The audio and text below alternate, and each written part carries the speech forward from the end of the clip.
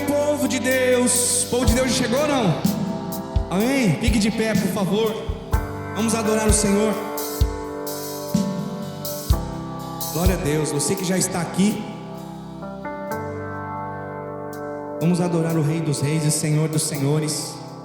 É uma honra nós estamos juntos mais uma vez. Quando a igreja se reúne para adorar, muitas coisas acontecem. Amém? E eu creio nisso. Há um toque de Deus, uma manifestação do Senhor. E aí eu pergunto para você, como foi sua semana? Como tem sido sua semana? Na verdade, como foi a sua semana? Que hoje é o primeiro dia da semana. E eu tenho certeza que mesmo diante de lutas, de questões, de demandas, o Senhor esteve conosco. É promessa dele, né? Através do seu Espírito. Queridos, eu quero pedir encarecidamente para todos os irmãos, para que você que já está aqui, é um privilégio para nós adorarmos o Senhor juntos. Que a cada minuto, que a cada canção, que a cada momento, que a cada oração, o momento da palavra possa mover o teu coração para Ele. Dedique-se para Ele, honre o Senhor com o seu melhor, com a sua voz, com as suas palmas. Não fica dependendo aqui de nós para nada. Dependa do Senhor, dê o seu melhor ao Senhor, porque é para Ele, não é sobre nós, é sobre Ele. E eu sei que o Senhor vai aquietar a nossa alma, o Senhor vai trazer resposta, o Senhor vai trazer cura, avivamento, porque tem que haver em nós uma disponibilidade do coração, e a Ele toda a honra e toda a glória, amém, queridos? Então, vamos encher esse ambiente de adoração, é para Ele. Você veio aqui por Ele. Você veio aqui não foi para receber nada, porque Ele já te deu tudo. Mas mesmo assim Ele é misericordioso, bondoso, fiel, e Ele tem coisas extraordinárias para derramar sobre nós nesta manhã. Enquanto nós estamos aqui, o Senhor está trabalhando, o Senhor está fazendo, o Senhor está se movendo. Ele é Deus, Ele é poderoso. Eu queria que você adorasse o Senhor com a sua voz, e agora também, juntamente com as suas palmas, aplauda o Senhor e adore o Senhor nessa manhã. Aleluia.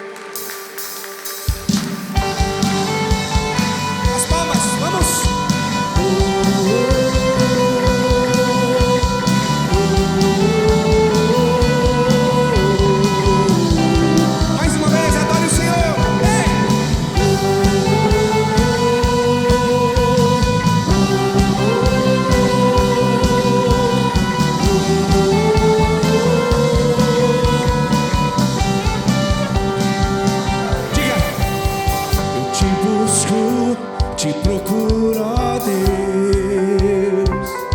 Vamos com as palmas, vamos juntos. A coroa.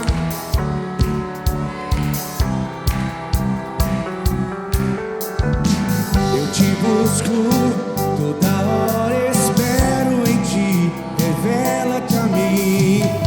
Conhecer-te eu quero mais. Vamos, igreja, diga. Senhor, te quero. Quero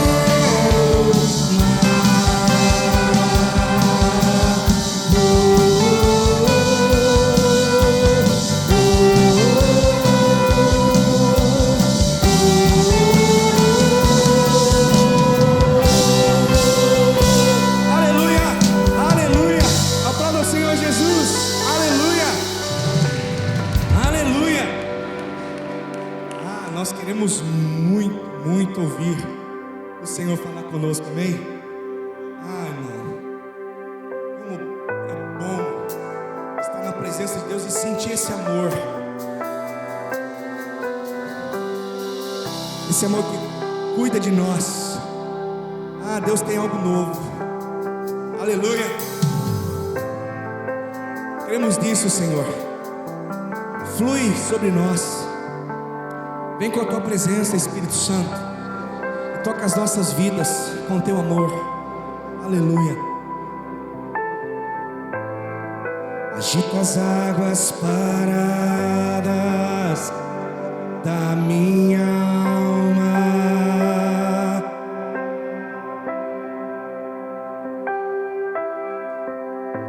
me leva com o teu rio que traz vida.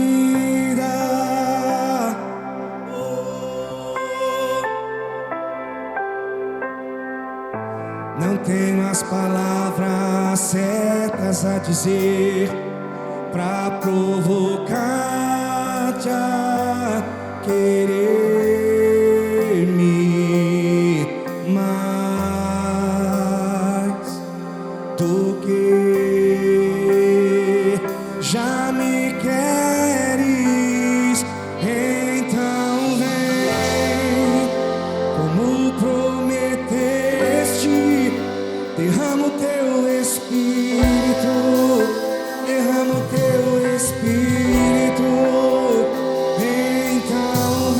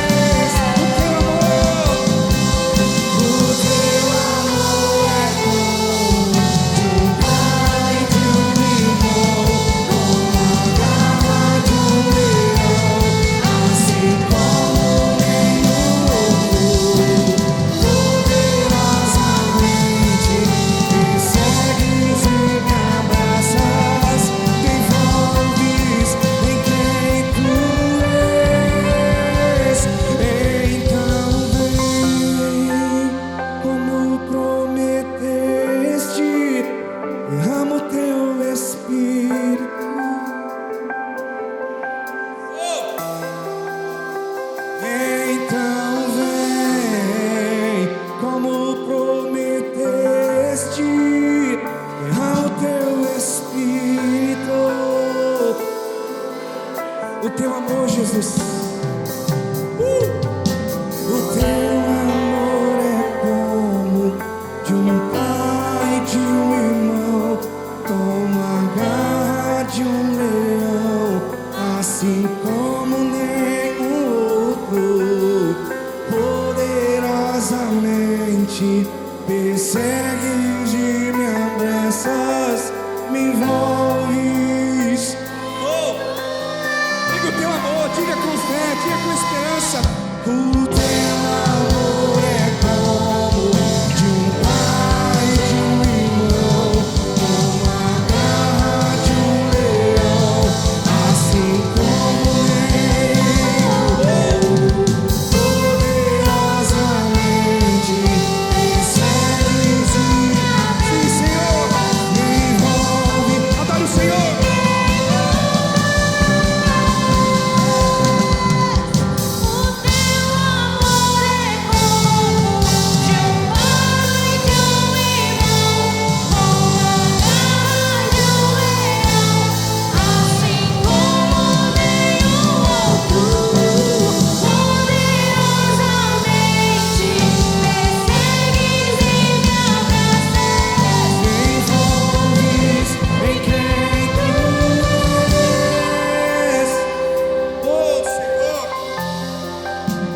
O Senhor prometeu, Pai, que nós somos alvos, Senhor, dessa promessa. Oh, Deus, encha-nos nessa manhã. O teu amor é como um pai, o Senhor é um pai que nos abraça, que nos instrui, que nos corrige. Um amor feroz. Aleluia. Vem, Senhor, com o teu Espírito. Feche os seus olhos, feche os seus olhos. Fique desapercebido nessa manhã, não. Feche os seus olhos. Espírito Santo, flui, Senhor. Flua nessa manhã. Senhor, vem trazendo cura, avivamento, restauração. Oh, Senhor, essa celebração é para ti, Senhor. O teu amor é poderoso demais. A igreja diz: teu amor. O teu amor é como de um pai, de um irmão, como a garra de um leão, assim como nenhum outro.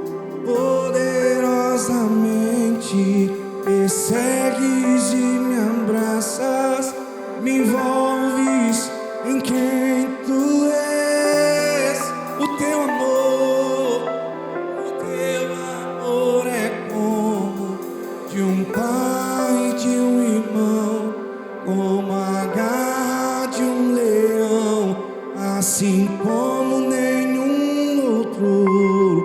Poderosamente persegues e me abraças, me envolve em quem tu és.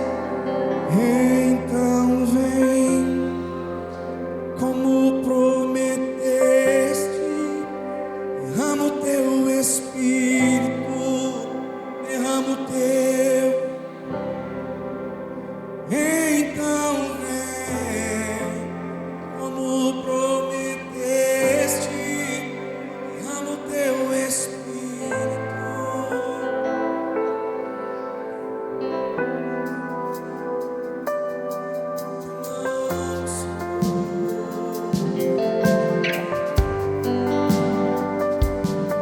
Te adoramos, Deus. Não há nada mais que eu queira mais que a tua presença, Senhor. Vem curar, vem batizar, vem encher-nos do teu Espírito. Vem curar, vem batizar, vem encher-nos. Te adoramos, Senhor. Será que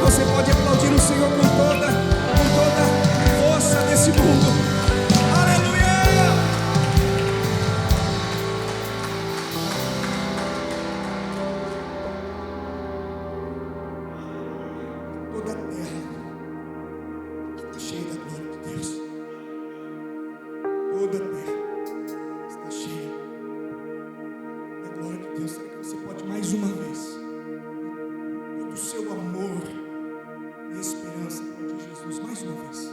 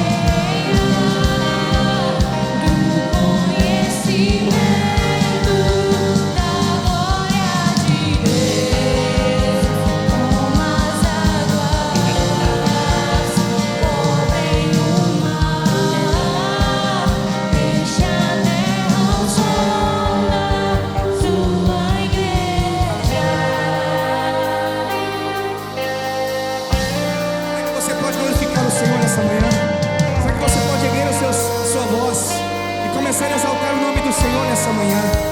Aleluia. Erga a sua voz ao Senhor. Atribui a Ele toda a honra e toda a glória. Ele é digno de receber toda a adoração. Ele é bom, Ele é fiel. Aleluia, aleluia, aleluia. Estamos juntando a terra com os anjos. Estamos entrando na sala do trono. Estamos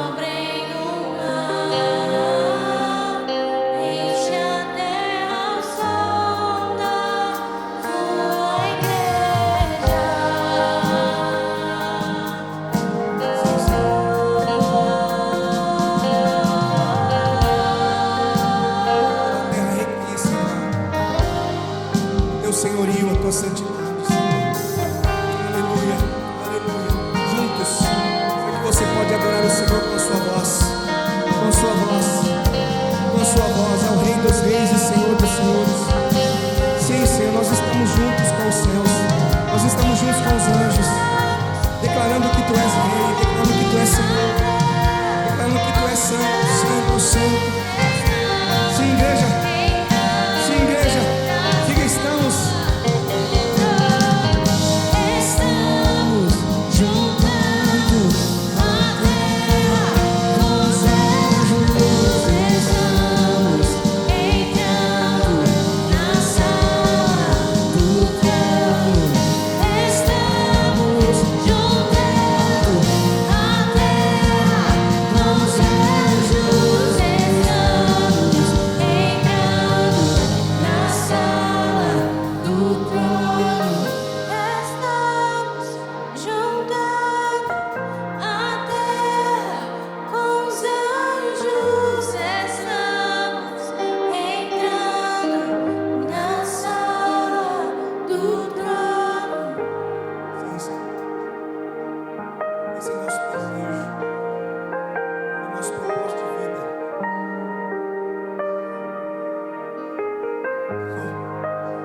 Espírito Santo, só tem liberdade aqui para agir.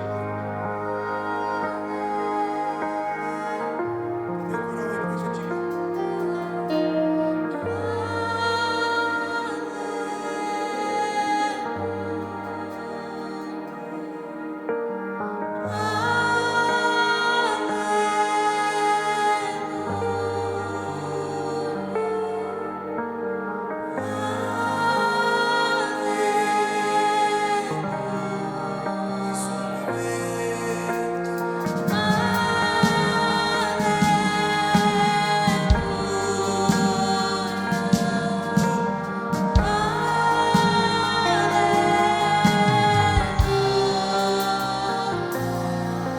Vamos ver isso.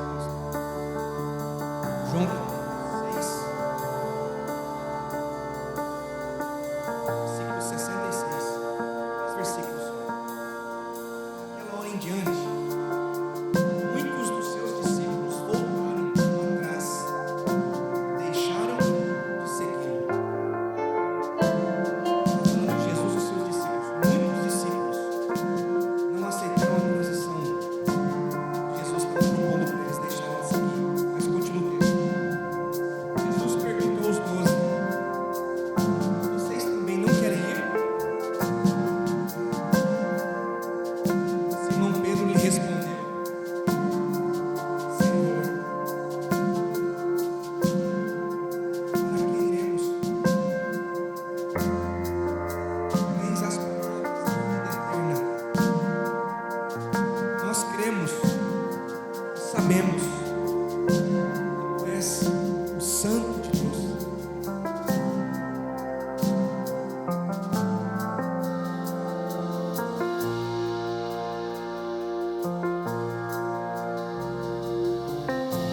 Pra onde eu posso ir se vida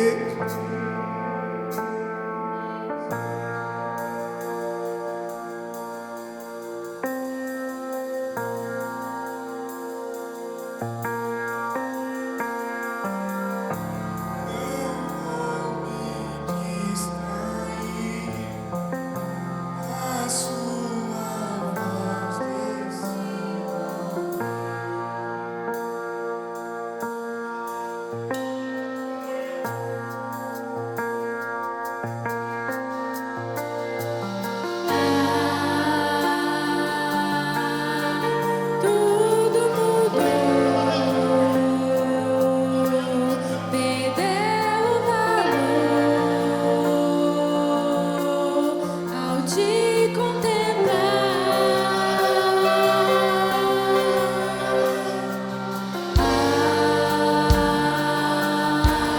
Perfeito amor me transformou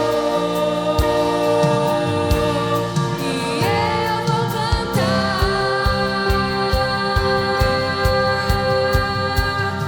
Essa será minha gratidão.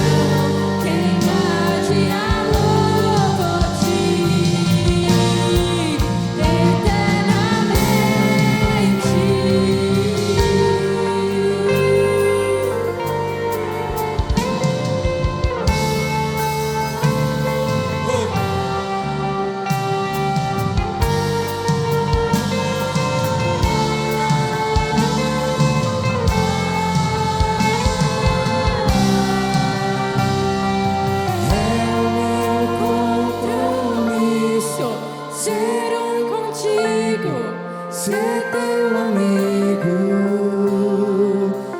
Este é o meu grito. Conta comigo, conta comigo. Eis meu compromisso, ser contigo. Ser teu amigo. Este é o meu grito. Conta comigo, conta comigo. Esta será minha grande ambição, conhecer teu coração e te fazer conhecido em toda a terra. Esta será minha grande ambição, agradar teu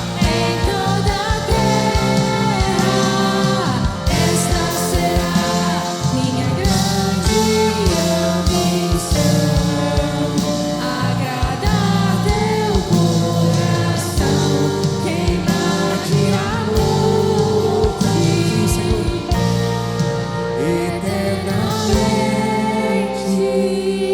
É o meu Compromisso, ser contigo. ser teu amigo. Este é o meu grito. Conta comigo, conta comigo. É o meu compromisso, ser contigo, ser teu amigo. Este é o meu grito. Conta comigo, conta comigo. Essa Essa será minha grande ambição, conhecer teu coração e te fazer conhecido em toda a terra. essa será minha grande ambição, agradar teu coração, queimar de amor por ti, eternamente.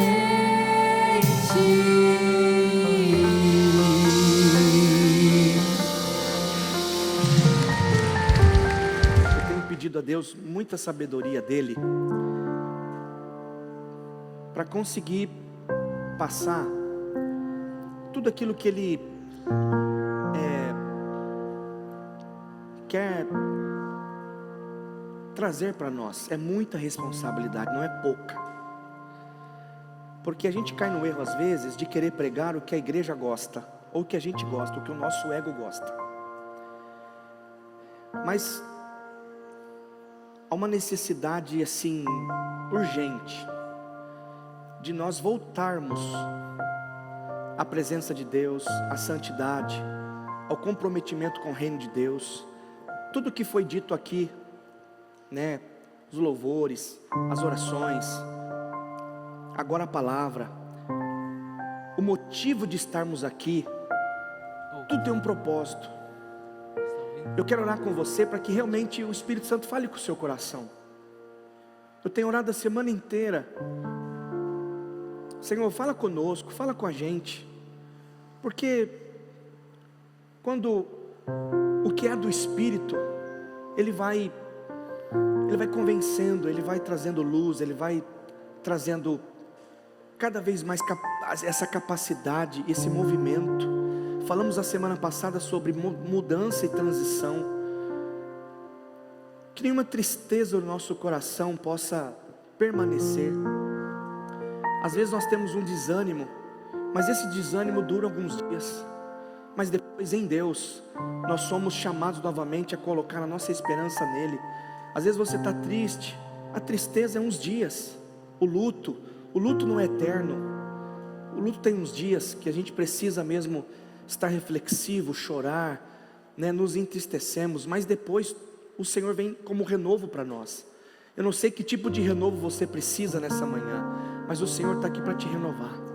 O Senhor está aqui para tocar a sua vida. O Senhor está aqui para tocar o seu coração, para te fazer com que a nossa adoração seja para Ele, né? Às vezes nós temos situações que está roubando a alegria do nosso coração, né? Não permita. Então, essa oração é para isso. Se você tem algum momento, alguma situação que você está triste, angustiado, desanimado, frustrado, você muitas vezes colocou expectativa em vidas, em pessoas, em lugares, né? Enfim, e isso não te supriu, mas o Senhor supre. Eu quero que você feche seus olhos, por gentileza, que você abra o seu coração e que fale com o Senhor. Senhor, a minha expectativa é o Senhor, Pai. A minha expectativa está em Ti, Senhor. Não é com homens, não é para homens, mas é para o Senhor. Deus, fala comigo nessa manhã. Deus, abre a minha mente, o meu coração, para, ó Deus, receber tudo aquilo que o Senhor quer falar, ó Deus, na minha vida. Eu preciso, ó Deus, de um direcionamento. Eu preciso, Senhor, de um norte. Ó Deus, em Ti está o sim e o amém. O Senhor tem propósito, o Senhor tem vida eterna. Como diz aqui, nós lemos aqui do apóstolo Pedro, dizendo: Senhor, eu não vou embora. Para onde, para quem eu vou, Senhor? Se só o Senhor tem palavras de vida eterna. Senhor, nós estamos no melhor lugar da face da terra. Nós estamos, ó Deus, no melhor lugar, Senhor. Não é numa igreja de placa denominacional, mas é na sua presença, Senhor. É na sua presença que encontramos abrigo, é na sua presença que encontramos solução para os problemas, é na sua presença, Pai, que nós não murmuramos, é na sua presença que nós, ó Deus, avançamos, Pai, nos teus propósitos. Obrigado, Pai, por essa manhã. Eu quero te agradecer, Senhor. O Senhor derramou, minha esposa está aqui, Senhor, ela também compartilhou comigo. O Senhor derramou sobre nós essa manhã uma gratidão. Eu agradeci, Senhor, pela Tua palavra. Eu te agradeci, Senhor, pelo carro que o Senhor tem me dado. Eu te agradeci pela minha família. Eu te agradeci pela casa, pela minha cama. Eu te agradeci, Senhor, pelo alimento. Eu te agradeci pelos meus filhos. Eu te agradeci pela minha esposa. Eu te agradeci pela igreja. Senhor, bendito seja o Senhor. Eu te agradeci, Pai. Eu tenho te agradecido, Pai. E o Senhor, ó Deus, é fiel. Não deixa, Senhor, nenhuma murmuração roubar nossa adoração. Não deixa nenhum posicionamento fora do Teu padrão, Deus, nos afastar da Sua presença. Espírito Santo, o Senhor tem liberdade para, ó Deus, mudar o nosso coração. Que não haja em nós, ó Deus, nenhuma resistência. Nós abrimos mão, ó Deus, do que precisar para ter o Senhor, Pai. Em nome de Jesus, nós Te adoramos e nós Te agradecemos. Dê um abraço aí em 3, 4 irmãos, em nome de Jesus, e pode se sentar, por favor. Aleluia, amém. Glória a Deus, amém, amém. Obrigado, Mate, obrigado. Aleluia, aleluia, aleluia, aleluia. Bom, vamos lá, queridos. Eu quero nessa manhã compartilhar a palavra de Deus, e muitas coisas nós temos vivido. Então nós vamos caminhar. Eu vou passar aqui em breves minutos o que nós estamos vivendo, o que nós estamos falando sobre as semanas, né?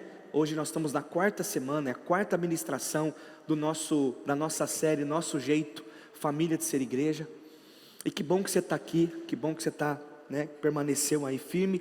Então nós chegamos na 4ª semana, novembro está acabando, e vamos entrar em dezembro, e eu creio que estamos com muitas expectativas naquilo que o Senhor quer fazer. A Sol até comentou aqui sobre os preletores nas nossas redes sociais, e está lá cada pastor que vai estar conosco, né, falando uma pequena descrição, né, para você acompanhar, para você também estar inteirado de tudo que vai acontecer. Bom, vamos lá. Nós estamos falando, queridos, sobre a nossa identidade, espiritual, né? Nossa identidade como família, né? Eu falei que cada família tem o seu cheirinho, tem o seu jeito de ser, né? Enfim, então nós na primeira semana nós falamos sobre a importância da visão, né? Ninguém pode amar a Deus ou servir a Deus verdadeiramente e efetivamente sem uma visão espiritual. Não tem como, né? Ninguém pode fazer isso. Aí falamos sobre a visão, que o que ela gera em nós, provoca em nós, que é o arrependimento, que é uma conversão genuína, uma paixão, né, por Deus, pelas coisas de Deus, uma experiência nunca mais esquecida, né, uma revelação de Deus, e com isso se espalha as boas novas, né, do Senhor, né? Nós somos ali tomados por essa revelação de Deus, traz um impacto na nossa vida, e aí nós começamos a espalhar as boas novas do Evangelho. Disso, a visão traz para nós 4 pilares, que é a clareza, o movimento, alinhamento e o foco, ok? Isso é a visão que traz para nós, e a nossa visão aqui da nossa casa, da nossa família espiritual é amar a Deus, amar as pessoas e servir o mundo. Amar a Deus, amar as pessoas e servir o mundo. Na segunda semana falamos sobre a nossa missão, e uma vez que a visão fica clara, depois nós respondemos, não é, com a missão, né? O que nós vamos fazer para que a visão seja alcançada, concretizada. Paulo diz: não fui desobediente à visão celestial que o Senhor me deu, né? Atos 26:19. Então a nossa missão é transformar pessoas em extraordinários discípulos de Jesus. Nada mais é do que continuar, né, com o chamado do Senhor. O que Jesus iniciou, nós como discípulos dele vamos dar continuidade, né? E a nossa missão é espalhar amor e esperança aos corações, transformando pessoas em extraordinários discípulos de Jesus, né? Então essa é a nossa missão, a nossa atribuição de vida, sermos discípulos, ok? Através da visão de Deus para nós, sermos discípulos de Jesus, e depois, né, fazer também com que outros corações conheçam esperança, conheçam amor e se tornem também discípulos do Senhor. Na terceira semana nós abordamos os nossos valores, que não são inegociáveis, né?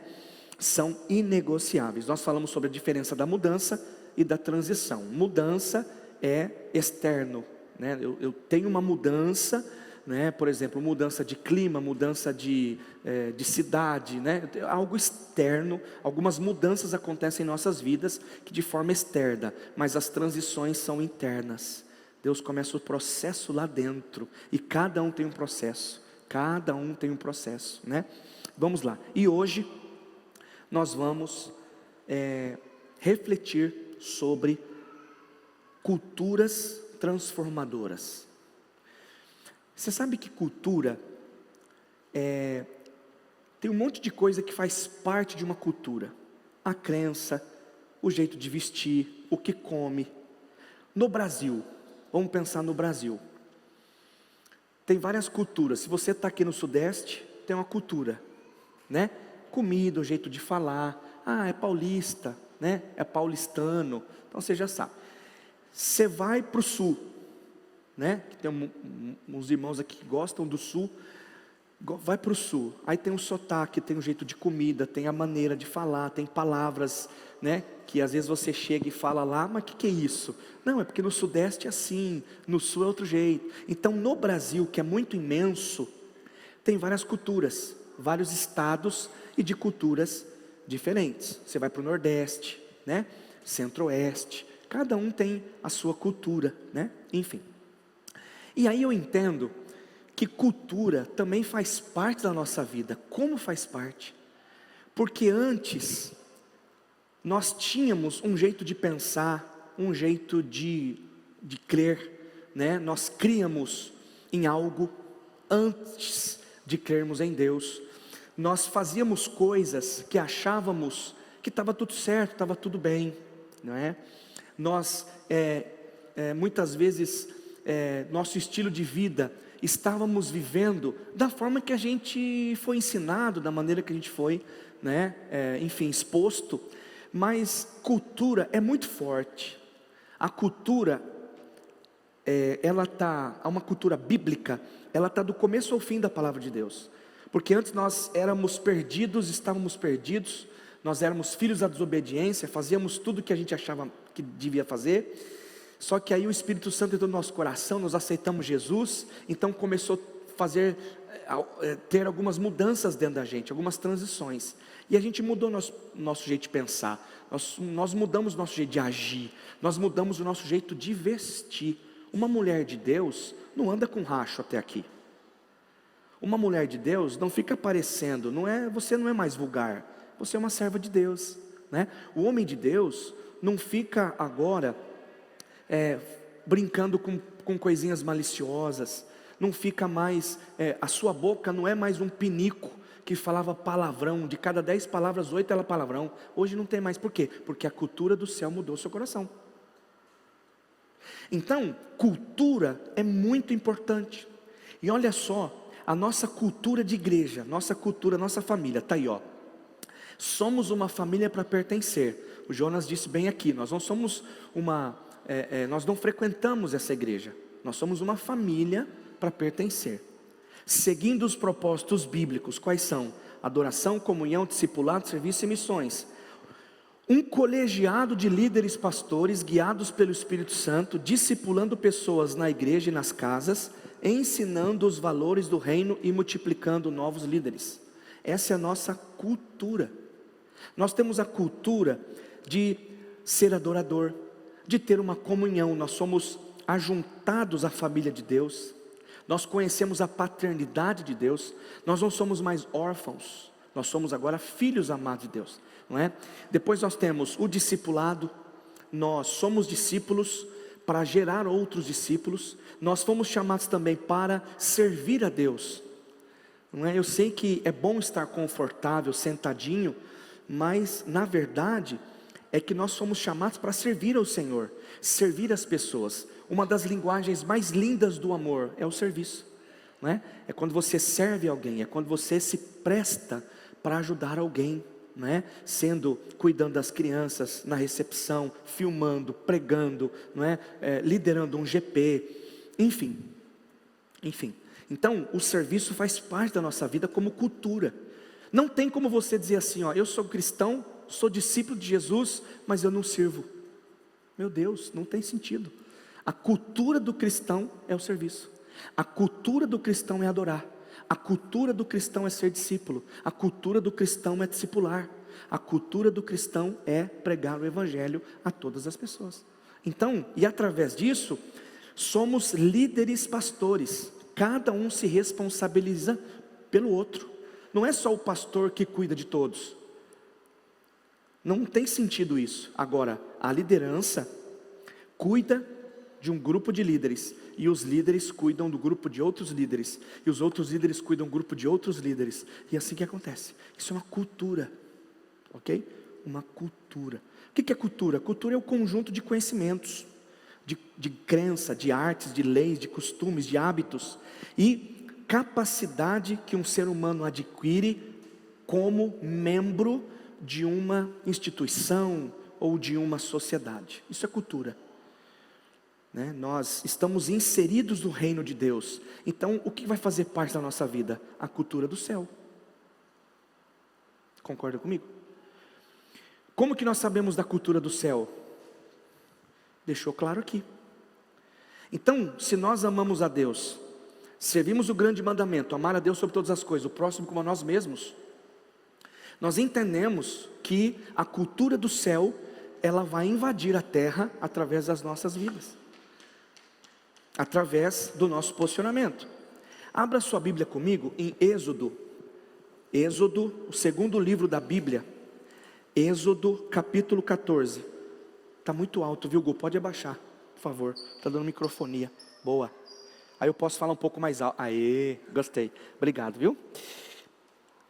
Êxodo capítulo 14, estão ouvindo bem aí? Está tudo bem? Está bem? Quem está me ouvindo, diga amém.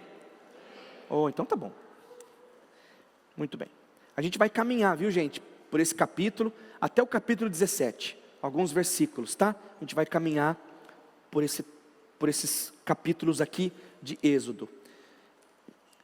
A história de Êxodo fala muito sobre a questão da travessia do povo de Deus do Egito para a terra prometida, uma mudança que gerou uma transição, ok? Então nós vamos falar bastante sobre cultura. A cultura do povo que estava em Israel foi cativo ao Egito para trabalhar para Faraó. Depois Deus levanta Moisés. Deus tem um propósito de Moisés ser encontrado ali no riacho, ali no rio. Enfim, para ser um grande libertador do povo de Deus. Às vezes a gente pensa assim: nossa, será que Deus está agindo na minha vida? Será que está acontecendo alguma coisa diferente? Eu tenho certeza que está. É que muitas vezes a gente não percebe, mas está. A nossa vida não é sem graça.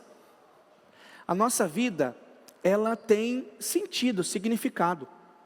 Se você analisar como Moisés chegou e como ele saiu, foi um pouco conturbado, não foi? Mas o propósito de Deus foi cumprido. Às vezes a gente quer entrar numa situação e não quer ser machucado. Às vezes a gente quer entrar numa situação, numa mudança de cultura, e não quer sair decepcionado. É óbvio que para Deus agir na nossa vida, nós vamos ser criticados, decepcionados, frustrados, mas o propósito de Deus vai se cumprir. Sempre vai se cumprir. E olha só que interessante. O texto nos mostra como uma imagem muito profética da salvação do povo que estava no Egito, que foi para a terra prometida. É uma salvação. Isso trazemos para as nossas vidas. Nós estávamos completamente perdidos. Estávamos escravos do diabo, escravos de Satanás, escravos de um vício, escravos de algo que realmente nos impedia de vivermos e cumprirmos o chamado de Deus. Mas Deus enviou o seu Filho para nos libertar também do Egito, de uma terra onde nós éramos escravos, literalmente, massacrados por Satanás. Mas eu e você, passamos por essa transição, né? Hoje nós estamos inseridos no reino de Deus. Espiritualmente, nós saímos do Egito e estamos a caminho da terra prometida. Quem está a caminho da terra prometida? Nós não vamos parar. Nós não vamos parar até nós entrarmos lá. Então, é uma imagem profética do povo deixando o pecado, deixando a escravidão para a salvação. E quem Deus usa nesse processo? Moisés. Por isso que eu digo para você, Deus sempre vai usar pessoas para nos mostrar o caminho. Mas não se engane, porque nós também seremos agraciados por Deus para serem aqueles que também mostram o caminho. Você está entendendo? Deus usou Moisés. Deus está usando pessoas aqui para libertar pessoas. Então, espiritualmente, quando alguém se converte, quando alguém aceita Jesus, o peso, o domínio do Egito, da Babilônia, das trevas, o governo espiritual de Satanás, ele é rompido. Por quê? Porque agora há um sangue de Jesus envolvido. Agora há um poder espiritual envolvido. Eu não sou mais escravo. As amarras espirituais, tudo que estava me impedindo de avançar para o reino de Deus, foi quebrado. Agora não sou mais escravo, eu sou filho de Deus. Amém? Então espiritualmente isso acontece. E aí a cultura do pecado dá lugar à cultura da redenção. Ok? Quantos são redimidos pelo sangue de Jesus aqui essa manhã? Aleluia, aleluia. Então Deus sempre teve um propósito, um lugar prometido. Deus sempre prometeu que estaria conosco. Então aqueles que dizem sim a Ele, começam nessa transição. Por que muitos não continuam? Gente, Deus está falando muito conosco sobre essa questão de mudança, transição, posicionamento muito forte. Por que às vezes as pessoas desistem? Eu me converti, eu aceitei Jesus, eu vou na igreja todo domingo, mas ainda está no processo de transição. E muitos param no meio do caminho porque não suportam isso. Abrir mão, a responsabilidade da liberdade.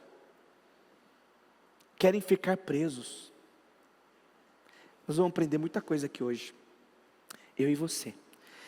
Então, Deus começa com a mudança, depois Ele inicia o processo para nos levar ao destino, ok? Muito bem. Então, espiritualmente falando, nós não pisamos ainda na terra prometida, nós estamos no caminho, mas Jesus vai voltar, e nós entraremos com Ele na glória, amém? Não vai ficar ninguém para trás, em nome de Jesus, e nós vamos estar na glória com o nosso Senhor, amém? Aleluia. Então veja bem, e é interessante, quando na Bíblia, quando nós vemos o registro dessa história bíblica, cada palavra, cada pensamento do povo, se você ler o capítulo 14, o capítulo 15, o capítulo 16, o capítulo 17, enfim, o livro todo de Êxodo, você vai ver essa redenção. Mas foi fácil? Não foi. Toda redenção tem custo.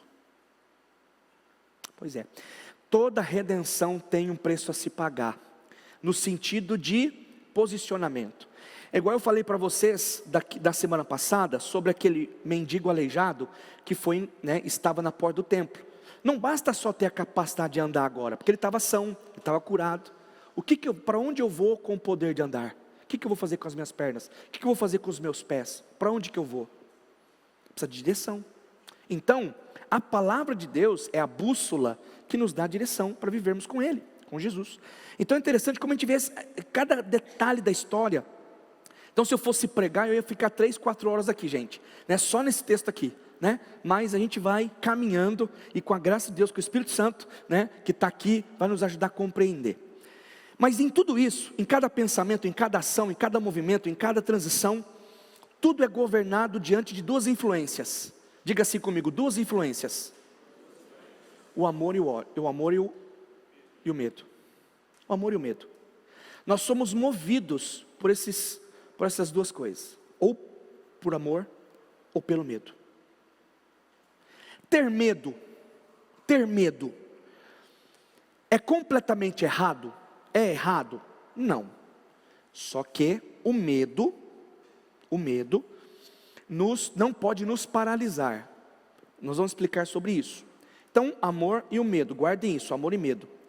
Então é uma mentira, não se escandalize no que eu vou dizer, que o amor aceita tudo. Vocês concordam com essa frase, o amor aceita tudo? Eu não concordo. Por quê? Porque olha essa frase aí, não podemos amar bem se não odiarmos bem.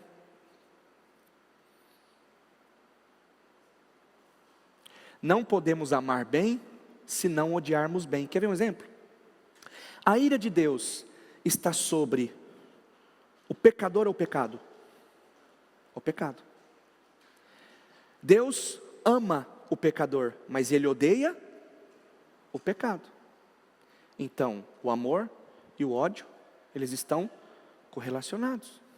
Eu não posso amar algo, sem depois ou odiar. Quer ver um exemplo? Provérbios 8:13, vou te dar base bíblica, pelo amor de Deus, para você não sair daqui falando, o pastor falou que tem que amar e odiar, eu tenho que odiar, calma, segura aí. Provérbios 8:13, está na Bíblia, está no telão. Temer o Senhor é odiar o mal. Então eu amo a Deus, e amando a Deus, eu tenho que amar o que Ele ama e odiar o que Ele odeia. O que Ele odeia? O mal. O que Ele odeia? O pecado. Ok, gente? Vocês estão entendendo? Muito bem. Odeio o orgulho, a arrogância, o mau comportamento e o falar perverso. Provérbios 8:13. Mas tem um melhor ainda. Provérbios 6:16 e 19. Há 6 coisas que o Senhor odeia. 7 coisas que Ele detesta. O que é isso? Olhos altivos, língua mentirosa, mãos que se derramam sangue inocente, coração que traça planos perversos, pés que se apressam para fazer o mal, a testemunha falsa que espalha mentiras e aquele que provoca discórdia entre irmãos. Então está claro aqui que eu não posso amar bem se não odiar bem. Por exemplo, eu não posso amar a Deus e amar as coisas que Ele odeia.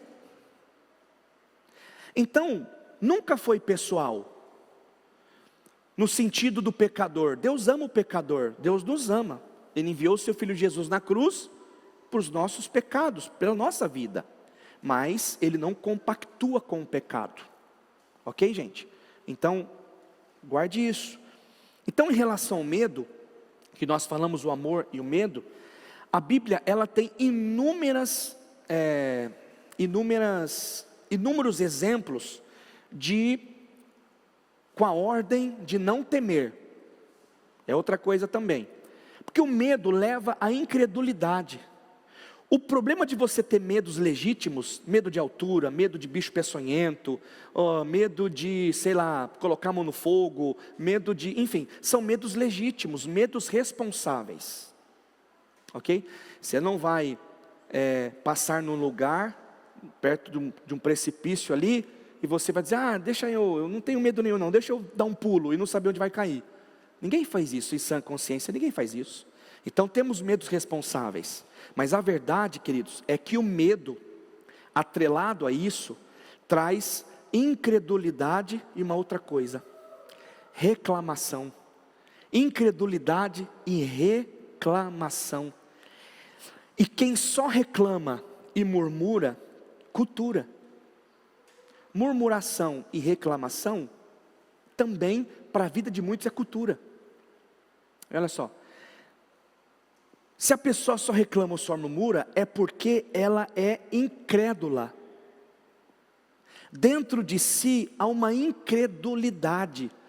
E uma coisa que o Espírito Santo veio convencer a gente, é da incredulidade. Quem não crer em Jesus, não entra no céu. Então, há uma luta dentro de nós, em muitas pessoas, por causa do senhorio, na área do senhorio de Jesus. Quem governa o seu coração? Quem é que governa a sua vida? Então, quando o senhorio de Jesus estiver comprometido, a reclamação será em evidência. Então, quando na sua vida, o que está prevalecendo é a murmuração, é ali a reclamação, acredite, isso não é eu que estou falando, acredite. Exemplos, vamos ler textos aqui, de Êxodo, em relação à libertação do povo de Deus. O povo reclamou demais. O povo viu com seus próprios olhos os milagres extraordinários de Deus. Mas mesmo assim, em um versículo eles criam, e outro eles já não criam mais. E isso afetava o senhorio de Jesus, no coração deles. E olha só que interessante, a história de Moisés e Faraó, vamos caminhar um pouquinho? É um acontecimento assim, emblemático da palavra de Deus. Quem aqui nunca ouviu falar de Moisés, do tocar no cajado nas águas do Mar Vermelho, o mar se abrir? Meu Deus, a gente é muito visual, a gente gosta, a gente fala com as crianças, e vem vestido de Moisés. Eu tenho um cajado lá na minha sala, então Moisés tocou, o mar se abriu, banda da esquerda, banda da direita, e o povo passou a seco. E quando o povo os egípcios estavam vindo atrás do povo de Israel, Deus dá ordem ali, as águas se fecham e todos morrem afogados, e o povo de Deus sai livre. Mas olha só que interessante, Êxodo 14:4, lê comigo aí. Então, endurecerei o coração de Faraó, e ele os perseguirá, eu serei glorificado por meio do Faraó e de todo o seu exército. E os egípcios saberão que eu sou o Senhor. Assim fizeram os israelitas. Só que é um detalhe da palavra de Deus. Deus está dizendo para Moisés: Moisés, sou eu que vou endurecer o coração de Faraó, porque o meu povo precisa de um processo.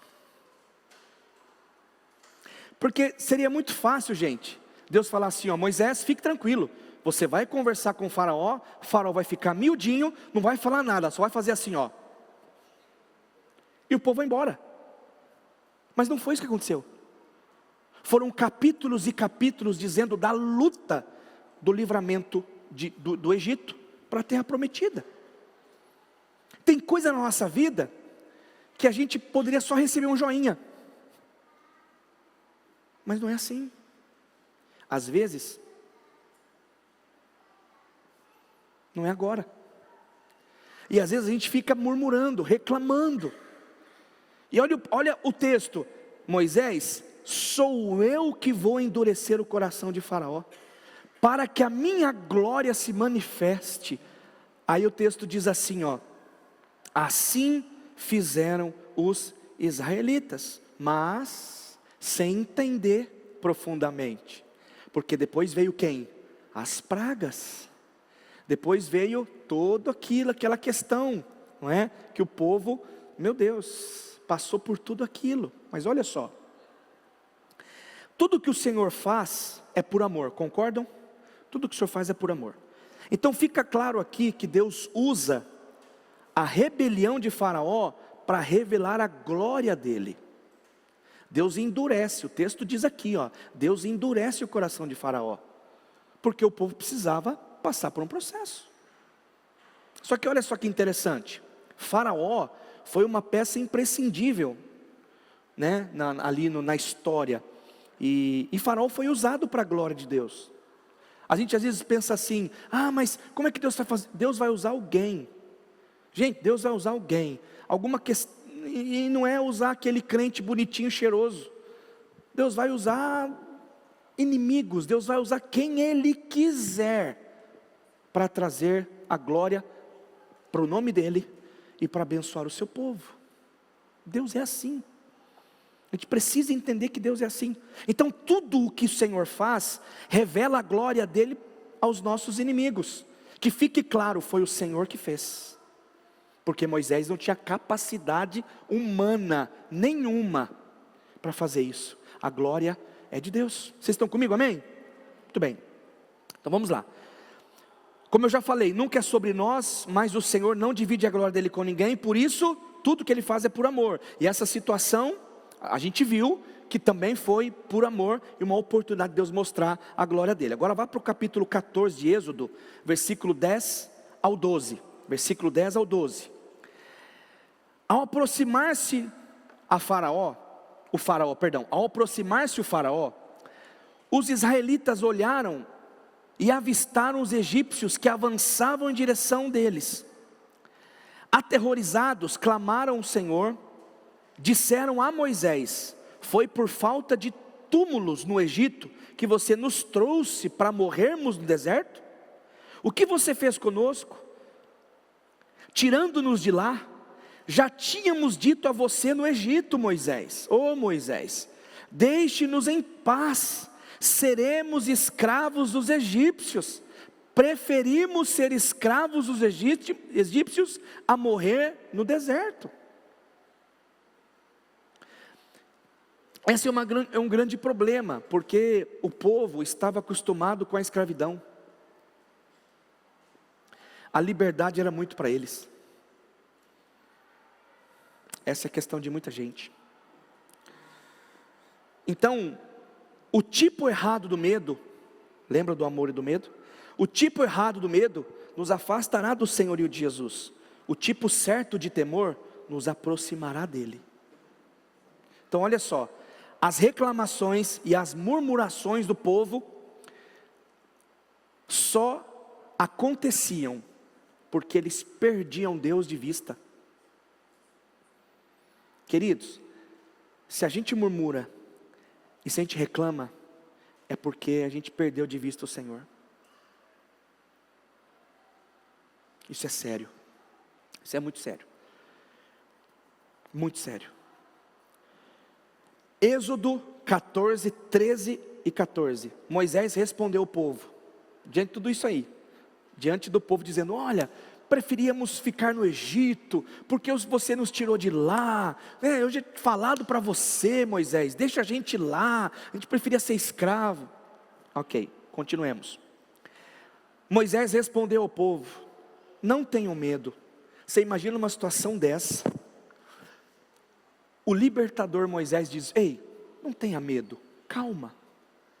Olha o texto: não tenham medo, fiquem firmes e vejam o livramento que o Senhor trará hoje, porque nunca mais vocês verão os egípcios que hoje vocês veem. o Senhor lutará por vocês, fiquem calmos. Mas eu sei que numa situação adversa é difícil ter calma, mas Moisés, ele estava ali representando o próprio Deus. E às vezes nós olhamos para as pessoas que Deus levanta e achamos que ela está sendo assim muito fria, dizendo: calma, confia, não desiste não. Mas você não sabe da minha situação, mas você não sabe o que eu estou vivendo. A questão é aqui, queridos, que Moisés foi um homem para trazer essa esperança ao coração do povo. E olha só, no versículo 15, um versículo depois, disse então o Senhor a Moisés: por que você está clamando a mim? Diga aos israelitas que sigam em frente, diga aos israelitas que marchem, eu não mandei parar. Eu não mandei parar. Essa é a ordem de Deus para nós, não pare. Deus está falando para você, não pare, não é hora de parar, avance, avance. Não pare. Diz aqui o que nós estamos lendo, Êxodo 14, 15. Só que no versículo 13 e 14, Moisés está profetizando ao povo: calma, povo de Deus, calma. Deus vai nos livrar, Deus vai nos trazer segurança, Deus vai nos tirar dessa situação. Ainda hoje, nós vamos deixar para trás os egípcios, a gente vai avançar para a terra onde o Senhor quer para nós. No versículo 13, no versículo 14, ele diz: Deus está conosco, Deus vai nos livrar. Mas no próximo versículo, Deus pede o seguinte: por que você está clamando para mim, Moisés? A ordem para você não foi clara? Então diga ao povo que marche, diga ao povo que avance, diga ao povo que caminhe, diga ao povo que não pare, porque o meu milagre e a minha transformação está no processo. Avance. Deus estava dizendo para Moisés: eu vou fazer o milagre, mas eu não quero ninguém parado. Êxodo capítulo 14, verso 18 a 22, está no telão. Os egípcios saberão que eu sou o Senhor, quando eu for glorificado com a derrota de Faraó, com os seus carros de guerra e seus cavaleiros. A seguir, o anjo de Deus, que ia à frente do exército de Israel, retirou-se, colocando-se atrás deles. A coluna de nuvem também saiu da frente deles e se pôs atrás, entre os egípcios e os israelitas. A nuvem trouxe trevas para um e luz para o outro. No mesmo avivamento, tinha dois processos. Guarde isso, no mesmo avivamento, tinha dois processos. Um trazia luz e para o outro trevas. De modo que os egípcios não puderam aproximar-se dos israelitas durante toda a noite. Então Moisés estendeu a mão sobre o mar, e o Senhor afastou o mar e o tornou em terra seca, como um forte vento oriental que soprou toda aquela noite. Toda noite as águas se dividiram e os israelitas atravessaram pelo meio do mar em terra seca, tendo uma parede de água à direita e a outra à esquerda. A gente acha que Deus falou assim, que Deus fez assim, abriu o mar, o povo passou. Gente, eram milhões de pessoas. Passar uma pessoa é uma coisa. Agora, 100, 300, 1000, 5.000, 2.000, 10.000, mais de 2 milhões de pessoas passaram nesse processo. Deus segurou constantemente o mar, a parede. Você tem noção da esquerda e da direita, até o último israelita passar. Deus não deixou que os egípcios viessem e alcançassem o povo de Deus. Queridos, o que Deus está falando para nós hoje? Calma, eu estou cuidando,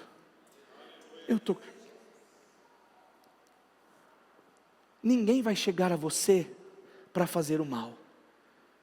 Deus está cuidando de toda a situação.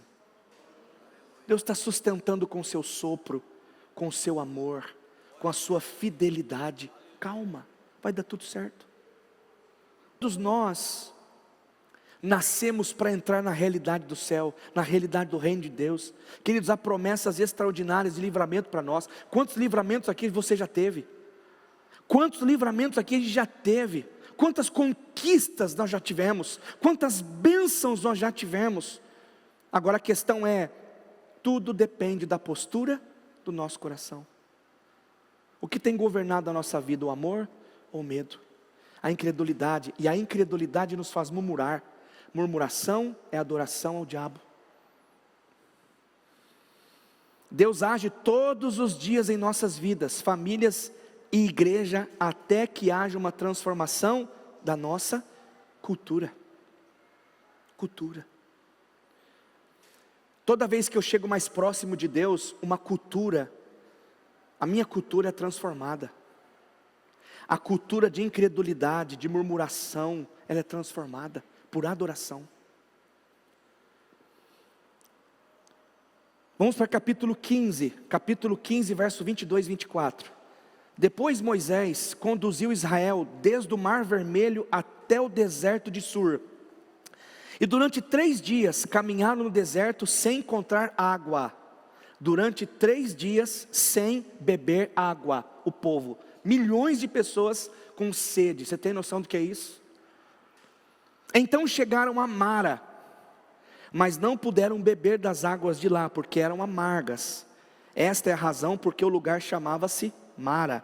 E o povo começou a reclamar a Moisés, dizendo: e aí, Moisés, Deus não está com a gente? Cadê a água? O que nós vamos beber? Meu filho está com sede, minha esposa está com sede, eu estou com sede. E o povo: água, água, água. E aí? Você tem noção? Continua. Queridos, a reclamação às vezes vem de corações, de situações legítimas. Você concorda comigo? 3 dias caminhando sem água é legítimo. Mas olha só, quem só reclama, volto a dizer isso, quem só reclama não é transformado pela cultura do céu. A reclamação sempre age trazendo esse espírito de medo. Êxodo, vamos dar um salto agora, 16, verso 2 a 4. No deserto, toda a comunidade de Israel queixou-se a Moisés e a Arão. Os israelitas disseram-lhe: quem dera a mão do Senhor nos tivesse matado no Egito.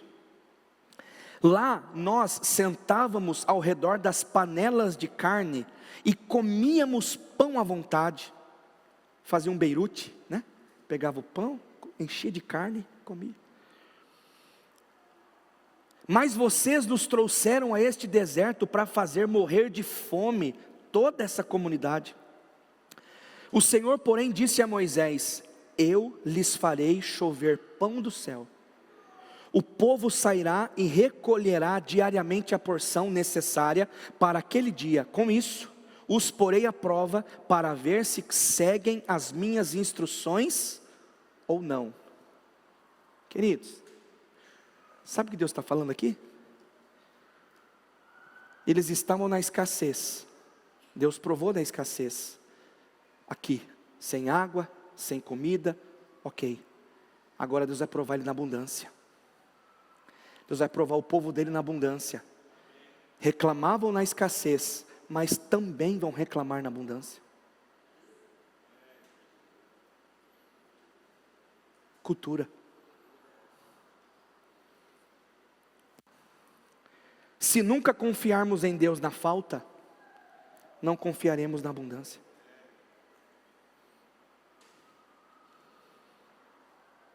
Mais uma vez, gente, mais uma vez, a reclamação distorceu a visão do povo. Mais uma vez, gente, a incredulidade do povo fez com que eles esquecessem completamente o que Deus tinha feito. Lembra das paredes? A espera de Deus não permitir que os egípcios chegassem até o último israelita chegar onde precisava chegar. Você já viu o mar se abrir na sua frente? Você já viu um mar gigantesco, com paredes, com a parede de água enorme, gigante, e demorar por horas, na verdade por 3 dias, as águas daquele jeito, os olhos deles vendo todo o milagre, e agora, um capítulo depois, versículos após, reclamando porque não tinham o que comer, e Deus falou: eu estou vendo a reclamação deles, eu vou mandar pão. Como que Deus é? Queridos, muitos sofrem com um problema de caráter no coração. Sofrem com a falta de caráter. Por quê? Quando escolhem a segurança da escravidão, o povo escolheu a segurança da escravidão, mais uma vez aqui, do que um lugar abençoado de liberdade. Quando escolhem a segurança da escravidão no lugar da responsabilidade da liberdade.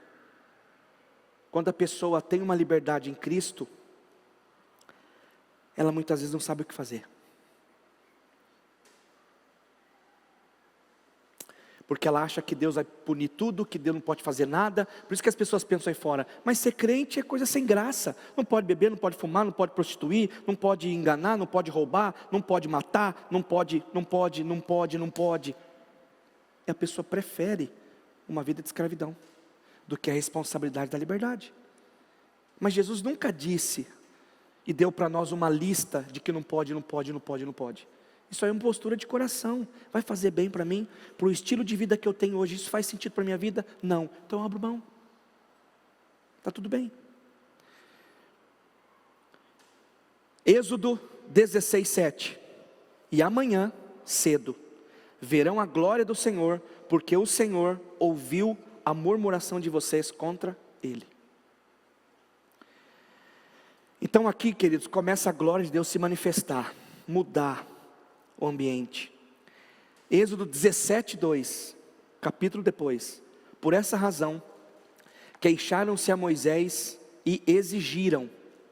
O povo questionou a Moisés e exigiu dele: dê-nos água para beber. E ele respondeu: porque se queixam a mim, porque colocam o Senhor à prova?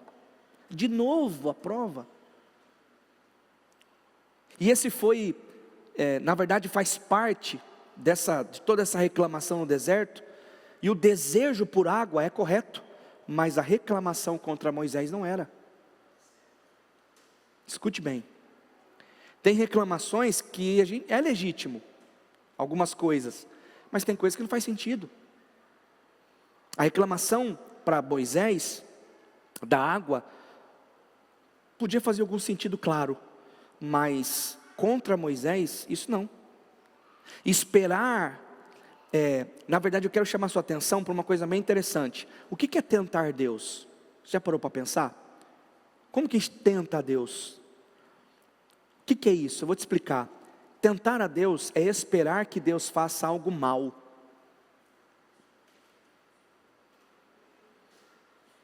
Tentar a Deus é falar assim: o senhor não está vendo? Então faz algo mal para me beneficiar. Deus vai falar assim: não faça. Isso é tentar Deus. É colocar na parede para exigir de Deus que Ele faça algo contra o princípio dEle. E Deus não vai fazer. Isso é tentar Deus. E tem muita gente que tenta a Deus. Está vivendo uma vida errada, uma vida promíscua, uma vida sem compromisso, uma vida sem aliança, e está exigindo de Deus que Ele faça algo. Ele não vai fazer. Ele não vai fazer, não vai fazer. O que é tentar a Deus? É limitar a capacidade do poder de Deus. O senhor não está vendo? O senhor tem que fazer. Não, isso é tentar a Deus, porque não passa nada aos olhos dele. Amém, igreja? Amém? Então, o Senhor não espera que atendamos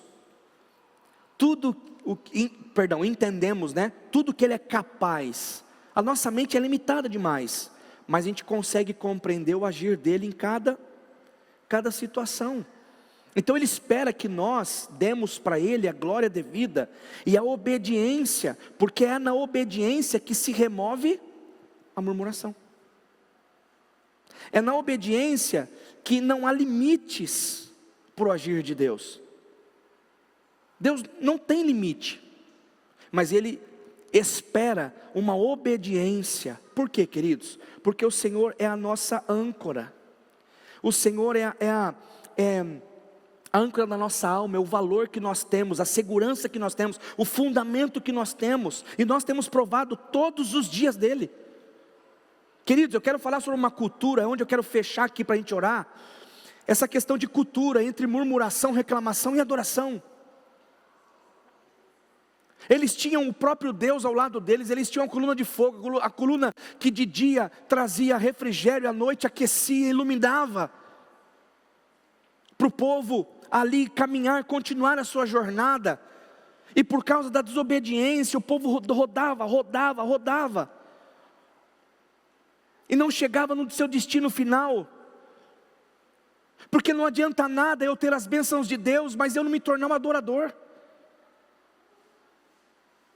O adorador, ele é um adorador quando a coisa está feia, quando a coisa não tem dinheiro, quando a coisa está difícil. Mas o adorador também é aquele que adora o Senhor nas bênçãos, dá conquistas e não deixa o Senhor por causa disso. É sobre essas culturas transformadoras que nós precisamos entender que onde está a nossa adoração.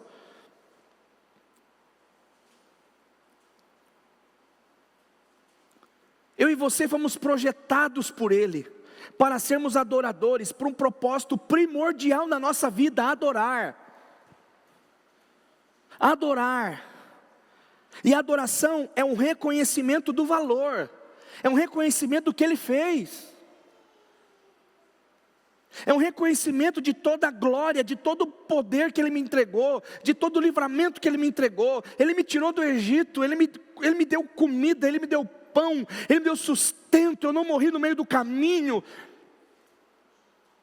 Então a adoração é reconhecimento do valor. Deus revela a sua natureza e a sua presença para o povo. E a resposta tem que ser adoração, quer ver? Deus não depende do nosso culto. Deus não depende de instrumento. Deus não depende de músico. Do nosso culto de adoração. João 4:24 diz: Deus é Espírito, e é necessário que os seus adoradores o adorem em espírito e em verdade, porque Deus procura, não adoração, adoradores.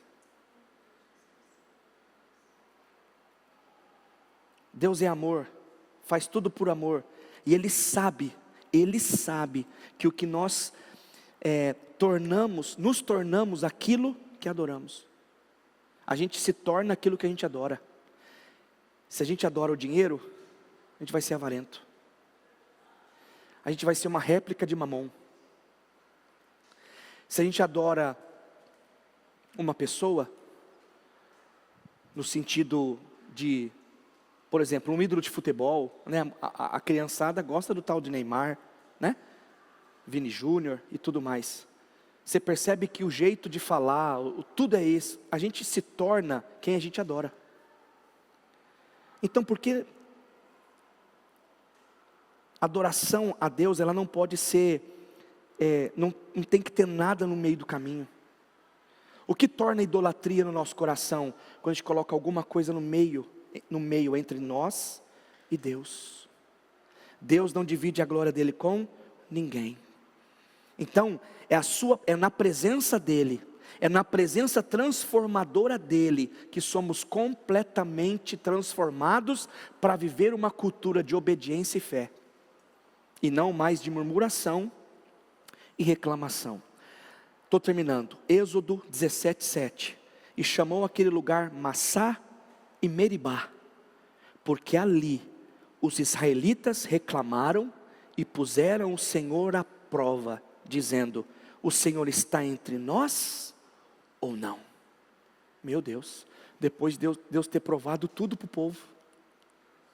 E tem muita gente assim, vivendo essa cultura de ingratidão, essa cultura de reclamação, de murmuração, que cega o entendimento, que cega a visão espiritual. E tem muita gente aqui, ó. Por isso que é aquilo que a gente sempre tá dizendo aqui. As pessoas, elas dão mais valor às coisas do que ao próprio Deus, ao Senhor da vida delas. Aí eu pergunto para você, qual é a cultura da nossa adoração? Deus disse: eu não estou à procura de adoração, estou à procura de adoradores. Eu não estou à procura de gente murmuradora, mas de discípulos que amem, que honrem, que continuem a jornada sem olhar para trás. E olha só, gente, o povo está enxergando a nuvem do Senhor de dia, a coluna de fogo à noite, e o povo está se perguntando: o Senhor está ou não entre nós? Meu Deus, é só olhar para cima e ver o cuidado de Deus, e ver o cuidado do Senhor em todo tempo, em toda hora, em todo minuto. A reclamação faz isso, gente, nos cega, desfoca a nossa visão. A murmuração tira o nosso propósito, e nós vamos romper com essa cultura de murmuração e reclamação. A gente vai adorar, a gente precisa adorar. E detalhe, infelizmente, quando a gente reclama e murmura, a gente está levando outras pessoas a reclamar e murmurar. Porque tinha um grupinho que começava o motim, se rebelava contra Moisés, dizendo: ei Moisés, cadê a água? Né gente? Ô gente, cadê a água? Estou falando para Moisés aqui, né? Cadê a água? Cadê a Moisés? Aí inflama. Aí acontece o que fizeram com Jesus, né? Devo soltar quem? Jesus ou Barrabás? Barrabás. Tu tem um propósito, eu sei. Mas por isso que eu falo para vocês, eu quero orar. Cuidado com a cultura da murmuração. Porque onde você se instala, joga esse veneno chamado murmuração e reclamação, você contagia outros e tira pessoas do céu. Tira pessoas do céu. Não sejamos discípulos de Deus, do Senhor, discípulos de Cristo, murmuradores. Vamos romper com essa cultura maligna, em nome de Jesus, e adorar o Senhor. Adorar o Senhor. Fomos projetados por Deus para reconhecer a presença. Fique de pé.